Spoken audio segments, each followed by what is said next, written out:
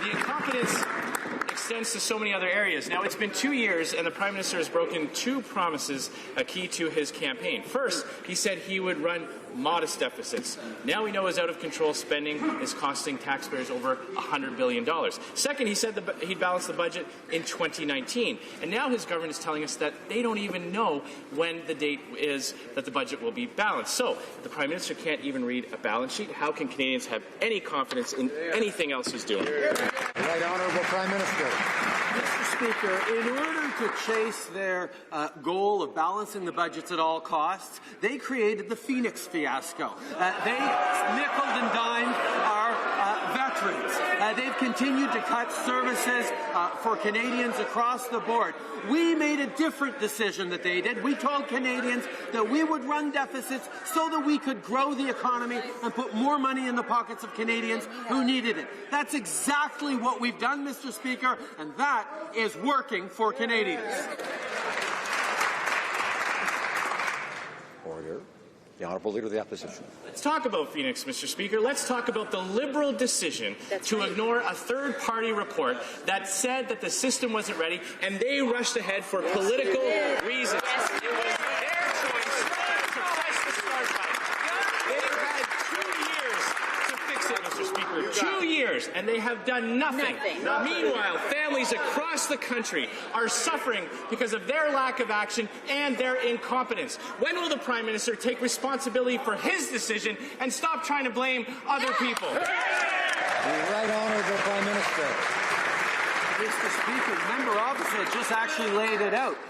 The problem was that they had fired 700 people in order to book the savings that they were counting on, so they could magically balance the budget just in time for the election to try and save their skins on their terrible economic performance of the past 10 years.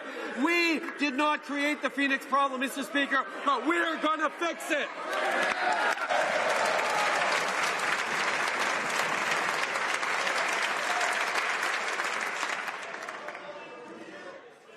Order. The Honourable Leader of the Opposition. Order. They started the Phoenix program before it was ready, ignoring the advice of a third-party report. They've had 2 years to fix it, and nobody believes that they're going to do anything about it. It's going to take a Conservative government to clean up their mess on this file. The incompetence is everywhere, Mr. Speaker. The Liberals campaigned on a new process to replace our fighter jets. They then abandoned that process and said that they would sole source Super Hornets. Now they're searching the reduced for quick sale bin for used fighters from Australia. Will the Prime Minister take responsibility and admit that we're never going to get new jets? The Right Honourable Prime Minister. Speaker, the men and women of our military deserve the equipment they need to fulfill their responsibilities and deliver on their commitments. For 10 years, the previous Conservative government was unable to give the men and women of our forces the equipment they need.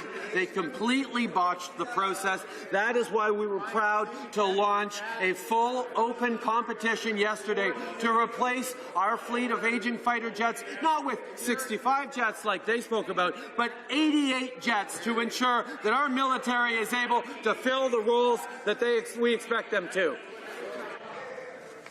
Order. If members don't like what someone is saying, they should keep in mind that their turn on their side will come, and they should wait for that. We had Santa Claus visiting earlier, in fact, and he was telling me he didn't like to hear all this heckling. He'll reinforce that, I'm sure. I have a good friend of his, is here to confirm that. Order. The Honourable Leader of the Opposition.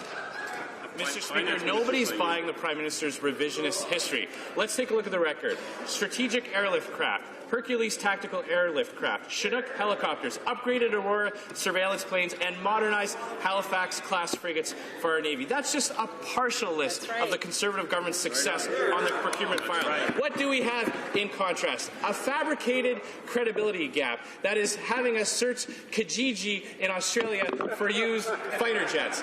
This is a disgrace to our men and women in the armed forces. When will the Prime Minister just take the blame for his own incompetence? Right Honourable Prime Minister. Mr. Speaker, if I might, a parenthesis, I know you're trying to invoke Santa Claus to help them out, but let's not forget, the Conservatives like coal. Mr. Speaker, we take very seriously the responsibility we have to ensure that the men and women of our armed forces actually have the opportunity to do their jobs safely and with the right equipment.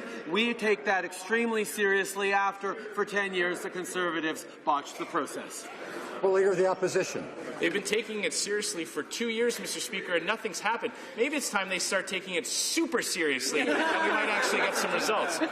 Mr. Speaker, the incompetence extends even further. Canadian veterans are in limbo amid a backlog of applications for disability benefits. Now, I know the Prime Minister's going to get up 2 years into his mandate and try to find other people to blame, but let's remember this is happening under his watch, a direct result from his decisions. So when will the Prime Minister stop blaming others and stand with our brave men and women in uniform? Honourable Prime Minister. Over the past 2 years, Mr. Speaker, we have invested in hundreds of millions of dollars for veterans. We have improved the benefits that they receive. We have reopened veteran service offices that were closed.